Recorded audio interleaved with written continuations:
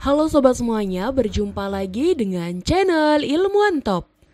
Dunia sedang berpacu membangun mega proyek dengan skala yang begitu luar biasa hingga bisa mengubah wajah peradaban manusia. Bayangkan, lebih dari 9.000 triliun digelontorkan Eropa untuk menghubungkan seluruh benua lewat jaringan transportasi super bernama TEN-T. Sementara Tiongkok membangun jalur kereta cepat sepanjang 37.000 km yang bisa terlihat dari luar angkasa. Dari reaktor fusi raksasa ITER di Prancis yang menjanjikan energi tanpa batas, hingga jalan tol 2.700 km di Sumatera yang bakal mengubah arah ekonomi Indonesia. Semua proyek ini adalah bukti bahwa kita sedang menyaksikan perlombaan terbesar dalam sejarah pembangunan modern. Dalam video kita kali ini kita akan bahas untuk kalian deretan mega proyek gila yang jika benar-benar rampung bukan hanya negara asalnya yang berubah, tapi dunia akan masuk ke babak baru yang akan mengubah segalanya selamanya. Tapi sebelum masuk ke inti video, seperti biasa kita ingetin kalian jangan lupa like dan subscribe supaya channel sederhana ini tetap bisa memberikan manfaat kepada semua orang. Jaringan transportasi Trans-Eropa. Eropa punya mimpi besar untuk bikin konektivitas tanpa batas di seluruh benua. Proyek ini dinamakan Trans-European Transport Network atau disingkat TEN-T.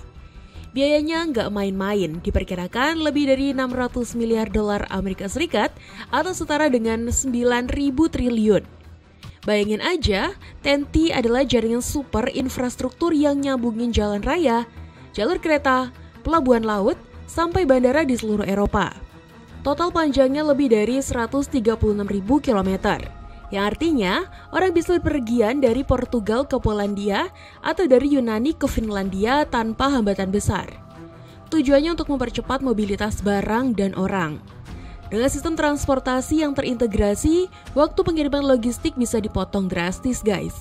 Biaya transportasi jauh lebih murah dan emisi karbon ditekan lewat jalur kereta cepat yang ramah lingkungan.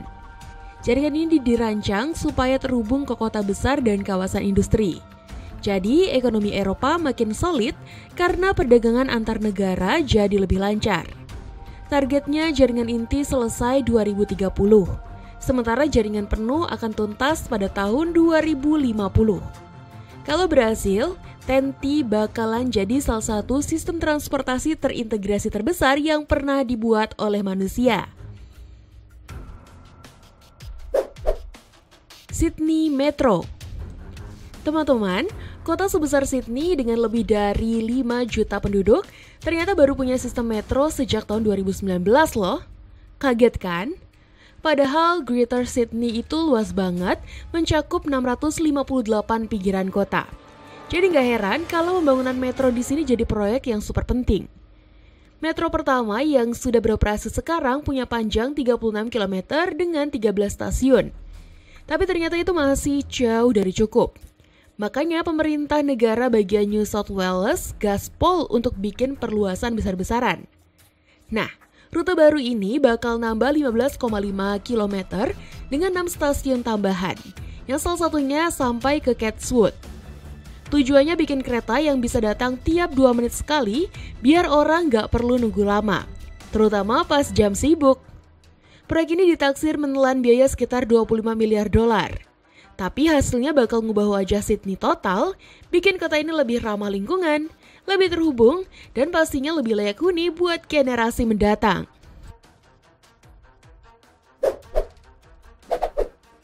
High Speed 2, proyek kereta api ambisius Inggris.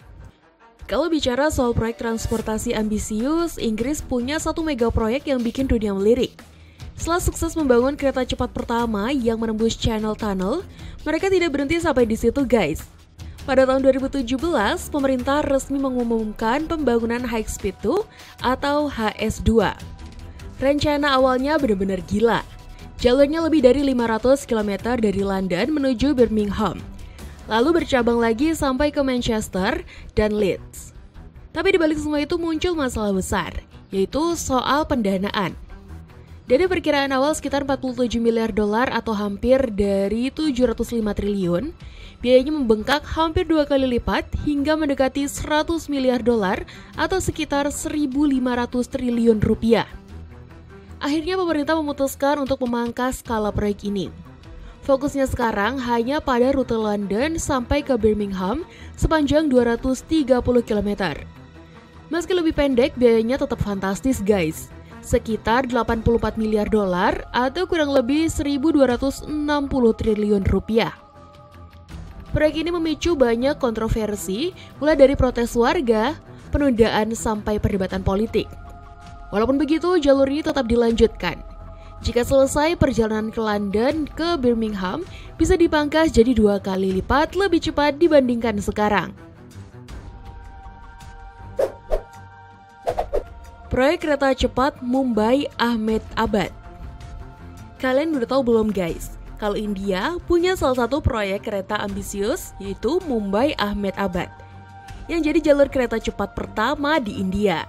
Panjangnya 508 km dengan rute darat sepanjang 468 km. Terowongan 27 km termasuk yang lewat bawah laut, plus 13 km jalur di atas tanah. Bayangin, dari 8 jam perjalanan biasa, nanti bisa dipangkas cuma jadi 2 jam saja. Rutenya dimulai dari Bandra Kurla di Mumbai dan berakhir di Sabarmati, Gujarat, dengan total 12 stasiun. Nantinya akan ada 2 pilihan layanan, yaitu kereta ekspres yang bisa langsung tancap gas sampai Ahmedabad cuma dalam 2 jam 7 menit. Atau kereta cepat dengan beberapa pemberhentian yang butuh sekitar 3 jam. Gak main-main, ada 70 perjalanan bolak-balik tiap hari. India bakal pakai kereta E5 Shinkansen buatan Jepang yang dimodifikasi biar tahan sama suhu ekstrim India yang bisa mencapai 50 derajat Celcius. Setiap rangkaian punya 10-16 gerbong, kapasitas 1.300 sampai 1.600 penumpang, dan kecepatan maksimal 350 km per jam. Proyek senilai lebih dari 15 miliar dolar ini dijadwalkan selesai pada Agustus 2026 dan dipercaya bakal jadi simbol baru modernisasi transportasi India sekaligus dorong pertumbuhan ekonomi di kawasan tersebut. Jaringan kereta cepat terpanjang di dunia di Tiongkok. Kalau ngomongin kereta cepat, gak ada yang bisa ngalahin Tiongkok guys. Bayangin aja, mereka punya jaringan terpanjang di dunia dengan total lebih dari 37.000 km jalur. Dibangun sejak awal 2000-an dengan investasi yang udah tembus lebih dari 100 miliar dolar. Proyek ini benar-benar jadi revolusi transportasi modern. Kecepatannya sampai 350 km per jam. Jadi nggak heran kalau perjalanan jarak jauh di sana sekarang jauh lebih singkat. Contohnya, rute Beijing-Shanghai yang dulu makan waktu lebih dari 10 jam, sekarang bisa ditempuh cuma sekitar 4,5 jam aja. Gak cuma soal kecepatan, jaringan ini juga punya dampak ekonomi yang gede banget guys. Dengan konektivitas yang makin rapat antar kota, perdagangan dan pariwisata makin berkembang pesat. Ditambah lagi jalan raya jadi lebih lega dan polusi jadi berkurang. Keretanya sendiri udah modern banget loh guys. Ada kursi luas, wifi, sampai layanan catering. Bahkan rencana ekspansi ke depan sudah disiapkan, termasuk jalur baru yang bakal nyambung sampai ke Asia Tenggara. Intinya, jaringan kereta cepat Tiongkok ini bukan cuma bikin perjalanan jadi gampang, tapi juga mengubah cara orang bergerak, kerja, dan hidup di era modern ini. Grand Paris Express. Bayangin, Paris yang udah terkenal dengan metronya ternyata masih ngerasa kurang. Nah, dari situlah lahir proyek super ambisius bernama Grand Paris Express. Tujuannya simpel tapi besar. Bikin transportasi lebih gampang diakses warga pinggiran, ngurangin mobil di jalanan Paris sampai 150.000 unit, dan pastinya bikin udara kota jadi lebih bersih. Nggak cuma itu, proyek ini juga bakal bikin akses ke bandara terbesar Prancis, kayak Charles de Gaulle, Orly, dan Le Bourget jadi jauh lebih cepat. Proyek ini nambah total 200 km jalur baru, bikin 4 jalur metro baru sekaligus memperpanjang jalur 11 dan 14 yang udah ada. Nantinya Metro Paris bisa melayani sampai 2 juta penumpang setiap harinya. Pembangunan dimulai 2015 dan target selesai tahun 2030. Tapi karena Paris dapat jatah dari tuan rumah Olimpiade 2024, proyeknya langsung dipercepat. Dan hasilnya, jalur 11 sudah selesai dibuka Mei tahun ini, jalur 14 menyusul pada bulan Juni. Jalur baru lainnya bakal dibuka bertahap mulai 2025. Biayanya lebih dari 35 miliar dolar. Tapi hasilnya, Metro Paris bakal jadi super modern. Stasiunnya pakai pembatas kaca buat keamanan, pencahayaan kece, sampai tanaman hias biar nyaman banget. Intinya, Grand Paris Express ini bakal benar-benar mengubah wajah transportasi Paris ke level baru, guys.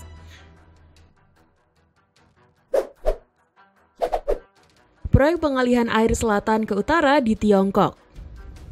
Proyek pengalihan air selatan ke utara di Tiongkok atau South North Water Transfer Project ini sampai sekarang masih tercatat sebagai pemindahan air terbesar dalam sejarah manusia. Biayanya luar biasa besar, lebih dari 120 miliar dolar Amerika Serikat atau setara dengan 1.800 triliun rupiah. Panjang total jalurnya pun bikin geleng-geleng kepala, mencapai 14.000 km berupa kanal, pipa, dan terowongan yang membentang melintasi daratan Tiongkok. Bahkan menurut banyak laporan, jalur raksasa ini bisa terlihat langsung dari luar angkasa. Tujuan utama proyek ini adalah memastikan kota-kota besar di utara seperti Beijing dan Tianjin tetap memiliki pasokan air yang cukup. Kedua kota tersebut sudah lama mengalami krisis air, sementara di bagian selatan airnya justru sangat melimpah. Untuk menjembatani perbedaan itu, dibangunlah sebuah jalur air raksasa yang setiap tahun mampu mengalirkan miliaran meter kubik air menuju wilayah utara. Namun semua keberhasilan itu datang dengan harga yang sangat mahal. Hampir 400.000 orang harus meninggalkan rumahnya, desa-desa hilang demi memberi ruang bagi kanal dan terowongan baru. Tapi berkat proyek ini, setiap tahun lebih dari 10 miliar meter kubik air berhasil dialirkan ke utara. Dan berkat aliran ini, lebih dari 170 juta orang di 44 kota besar, airnya bisa hidup lebih layak dengan pasokan air yang lebih stabil untuk kebutuhan rumah tangga, pertanian, dan juga industri. ITER. Saat dunia kehabisan bahan bakar fosil, harapan terakhir mungkin ada di sebuah kota kecil di Perancis. Di sanalah sebuah proyek internasional bernama ITER sedang dibangun. Inilah eksperimen energi paling ambisius dalam sejarah umat manusia. Proyek ini sebenarnya sudah digagas sejak tahun 1980-an, tetapi baru dimulai dibangun pada tahun 2010 di Saint-Paul-les-Durance, Prancis Tenggara. Pesertanya bukan main-main, mulai dari Uni Eropa, Amerika Serikat, Rusia, Tiongkok, India, Jepang, sampai Korea Selatan. Semua bersatu dengan satu tujuan, menciptakan reaktor fusi nuklir yang bisa menjadi sumber energi bersih tanpa batas. Desainnya berbentuk tokamak, semacam donat raksasa, dengan pengurungan magnetik plasma. Di dalamnya, para ilmuwan berusaha mencapai suhu 150 juta derajat Celcius, 10 kali lebih panas dari inti matahari. Sementara itu, magnet superkonduktor raksasa justru harus didinginkan hingga minus 269 derajat Celcius. Hasilnya, satu lokasi ini akan menjadi tempat terpanas sekaligus terdingin di bumi. Bangunannya sendiri menjulang setinggi lebih dari 70 meter dan beratnya mencapai 23.000 ton. Bahkan melampaui Menara Eiffel kalau dilihat dari sisi teknis. Biayanya pun luar biasa besar, lebih dari 400 triliun rupiah sudah diinvestasikan. Namun jika eksperimen ini berhasil, ITER bisa menjadi pintu gerbang menuju era energi baru, energi yang melimpah, bersih dan bebas dari polusi bahan bakar fosil. LNG Kanada. Berbeda dari dua proyek sebelumnya, kali ini fokusnya adalah pada energi. Proyek LNG Kanada dibangun di Kitimat, British Columbia, Kanada. Proyek ini melibatkan 5 perusahaan energi internasional, termasuk Shell dan Mitsubishi. Tujuannya adalah mendirikan terminal ekspor gas alam cair yang berkapasitas awal 14 juta ton per tahun. Ke depan, kapasitasnya diperkirakan bisa naik hingga 26 juta ton per tahun. Pekerjaannya dibagi menjadi 2 tahap. Tahap pertama berupa pembangunan pipa gas sepanjang 670 km yang membentang melalui wilayah British Columbia Utara. dengan kapasitas awal 2,1 miliar meter kubik gas per hari. Tahap kedua adalah pembangunan pabrik untuk mencairkan gas beserta pelabuhan khusus untuk kapal LNG. Dari pelabuhan ini, gas alam cair akan dikirim ke luar negeri, terutama ke negara-negara Asia. Biaya pembangunan proyek ini mencapai 31 miliar dolar atau sekitar 511 triliun. Selain menciptakan ribuan lapangan kerja, proyek ini juga memperkuat posisi Kanada sebagai pemain penting di pasar energi global. Gas alam cair dianggap lebih bersih dibandingkan batu bara dan minyak, sehingga proyek ini juga berkontribusi pada transisi menuju energi yang lebih berkelanjutan. Jalan Tol Trans Sumatera. Guys, kalau ngomongin mega proyek di Indonesia, salah satu yang paling bikin bangga adalah Jalan Tol Trans Sumatera. Bayangin, jalan tol super panjang ini punya anggaran sekitar 32 miliar dolar Amerika Serikat atau setara dengan lebih dari 480 triliun rupiah. Dengan biaya segede itu, harapannya dapat meningkatkan konektivitas di seluruh Pulau Sumatera, pulau terbesar kedua di Indonesia. Tol ini dirancang membentang dari Lampung di ujung selatan sampai ke Aceh di ujung utara, dengan panjang total sekitar 2.700 km. Kalau selesai, panjangnya hampir sama dengan jarak Jakarta ke Papua lewat darat. Proyek ini bakal memangkas drastis waktu tempuh pengiriman barang dan transportasi antar wilayah yang otomatis mendorong aktivitas ekonomi di sepanjang jalurnya. Tol ini akan mempercepat bangunan regional, bikin biaya logistik lebih efisien, dan tentu saja menarik investasi asing. Pembangunan jalan tol Trans Sumatera dilakukan secara bertahap. Sampai sekarang, lebih dari 1.000 km sudah selesai dan beroperasi.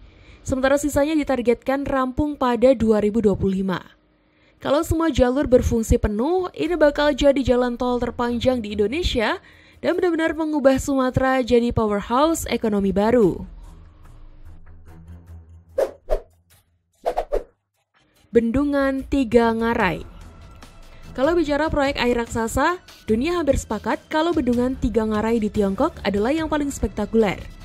Bendungan ini membelah Sungai Yangtze, mengubahnya jadi sumber energi bersih sekaligus jalur transportasi utama. Ukurannya bikin merinding guys.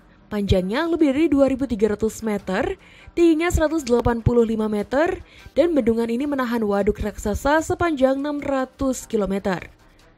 Gara-gara itu, lembah-lembah indah di sekitar Ngarai harus tergenang, tapi sebagai gantinya, kapal sekarang bisa berlayar lebih dari 2.000 km masuk ke pedalaman Tiongkok.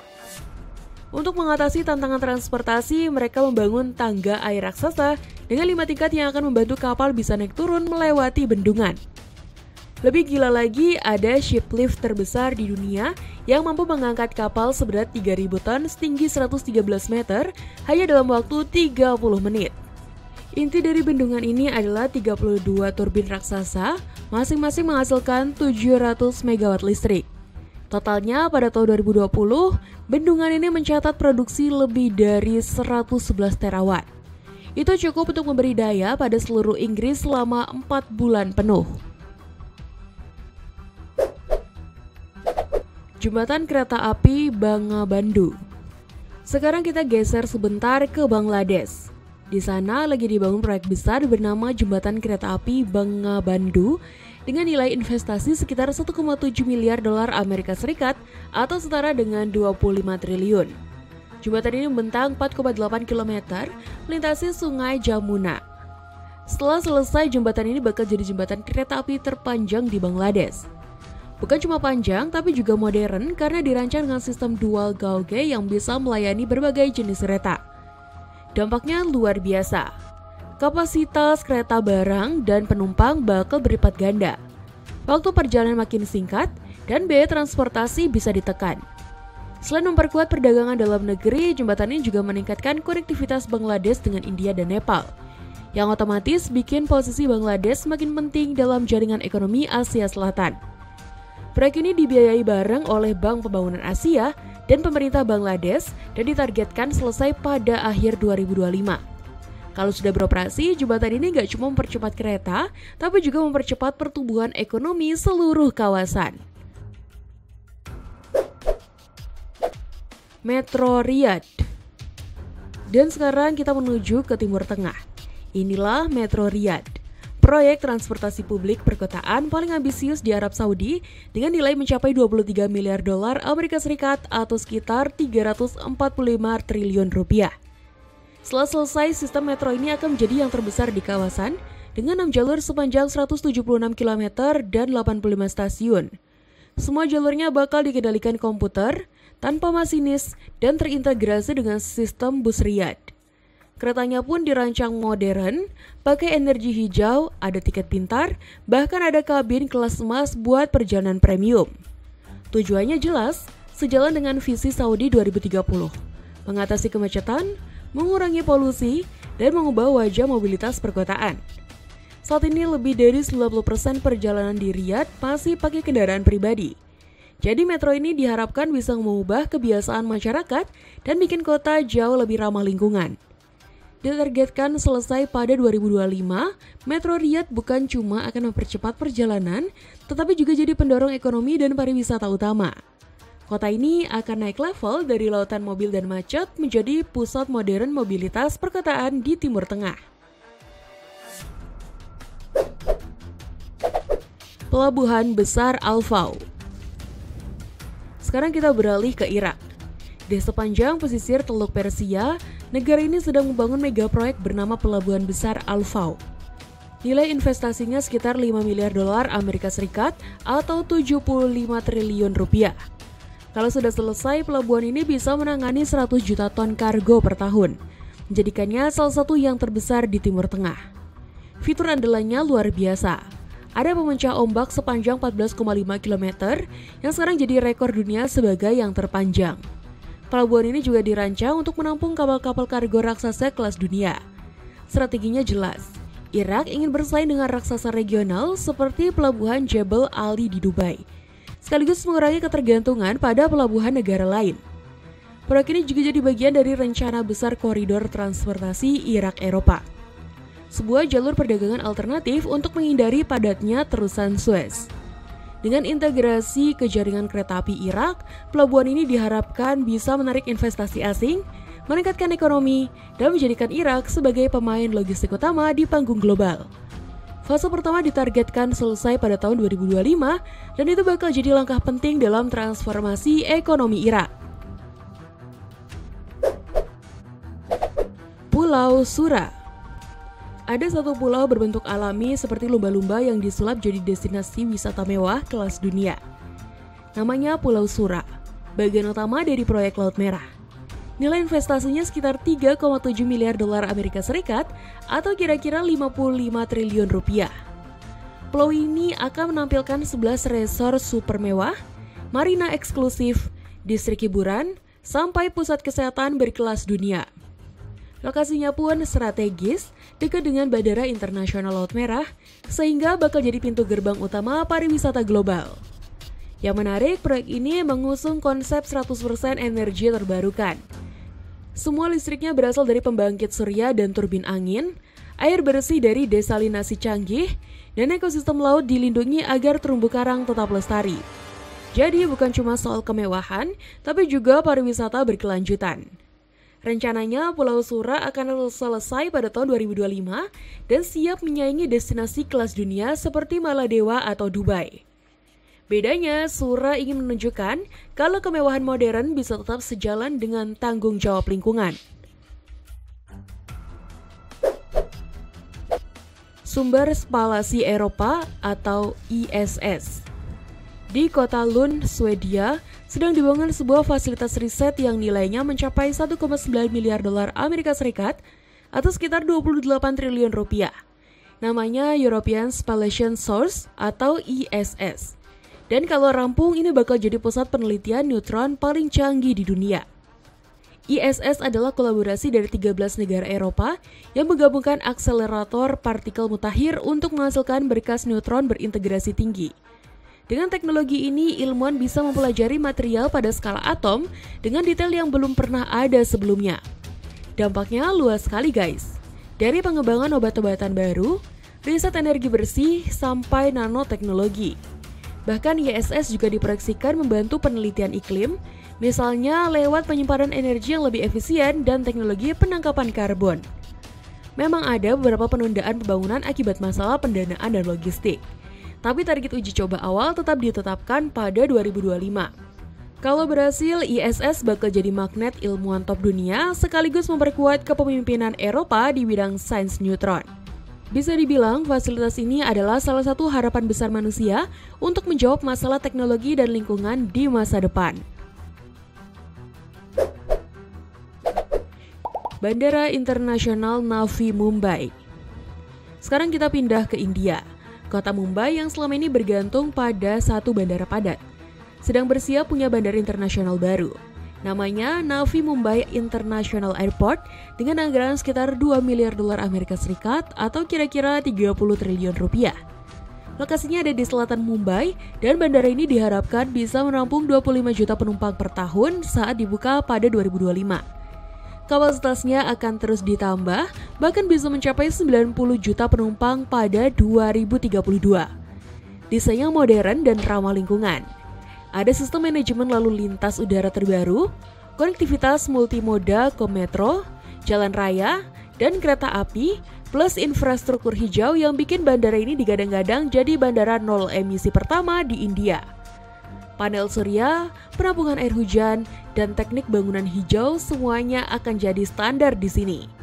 Meski sempat terhambat masalah lahan dan lingkungan, proyek ini sudah menunjukkan kemajuan besar. Begitu beroperasi, Navi Mumbai akan membantu mengurai kemacetan Bandara Chhatrapati Shivaji yang super sibuk, sekaligus jadi wajah baru penerbangan modern India.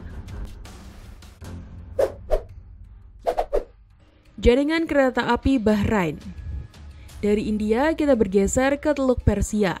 Bahrain sedang merencanakan proyek ambisius senilai 2 miliar dolar Amerika Serikat atau sekitar 30 triliun rupiah untuk memodernisasi transportasi kotanya. Namanya Bahrain Light Rail Network. Rencananya ada 2 jalur kereta layang sepanjang 30 km yang melintasi ibu kota Manama dan sekitarnya. Keretanya sepenuhnya otomatis, tanpa pengemudi, dan bisa melayani lebih dari 200.000 penumpang per hari. Jalur ini akan terhubung ke distrik bisnis, kawasan hunian, sampai objek wisata utama, sehingga mobilitas penduduk dan turis jadi lebih mudah. Bukan cuma itu, proyek ini juga punya visi regional. Nantinya jaringan ini bisa dihubungkan ke Gulf Railway yang menghubungkan Bahrain ke Arab Saudi dan negara-negara GCC lainnya. Dengan begitu, Bahrain bisa memperkuat posisinya sebagai pusat transportasi modern di Timur Tengah. Saat ini proyek masih dalam tahap perencanaan dan pendanaan, tapi targetnya siap meluncur pada 2025. Jika berhasil, Bahrain tidak hanya punya moda transportasi baru, tapi juga peluang menciptakan lapangan kerja lokal, menarik investasi asing, dan memperkuat citranya sebagai negara kecil dengan visi pembangunan yang besar.